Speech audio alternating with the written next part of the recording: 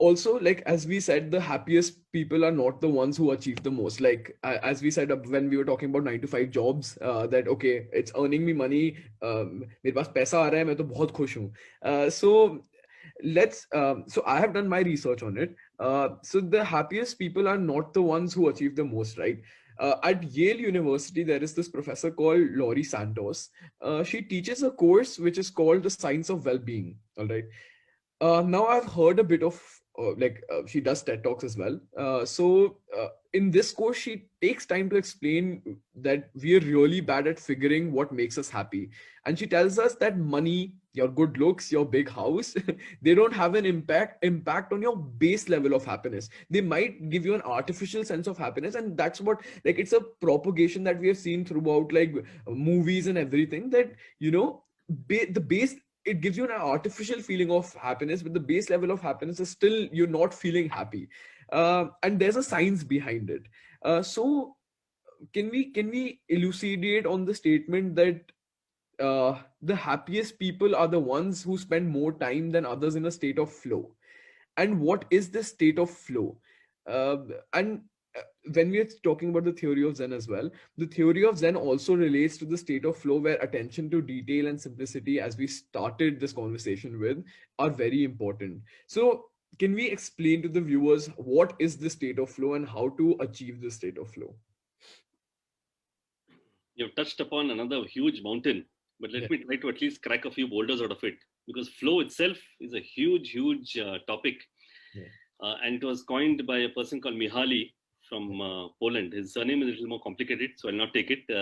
And This particular state of flow is something in Ikigai is called as Ikigai Kan, which means a state of Ikigai.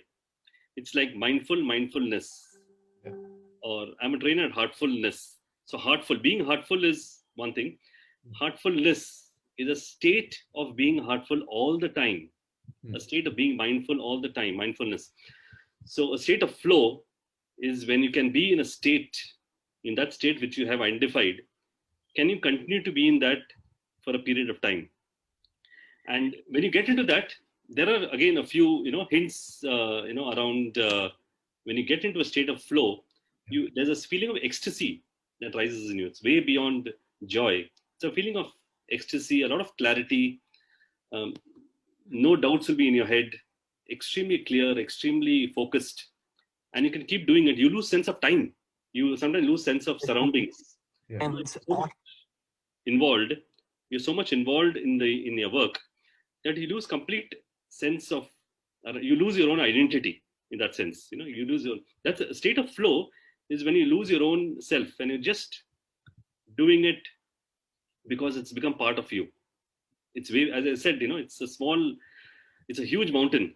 And once you get it, advice to all the millions and everywhere around, the motivation comes from within, intrinsic motivation. You don't need to look for motivation outside, you get it from within. All right. Uh, so to give an example for the state of flow, we can talk about artists. And so artists are who carry the torch of their ikigai instead of how we talked about the principle of retiring.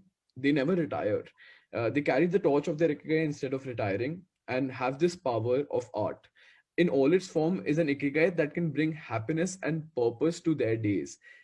For them, enjoying or creating, as Deepak said, that the state of flow where you are in, where you lose time, where you don't know what is happening but you're just passionately working for it, so their enjoying or creating beauty is free and something that they have access to. So artists know how important it is to protect their space, control their environment, and be free of distractions if they want to flow with their ikigai.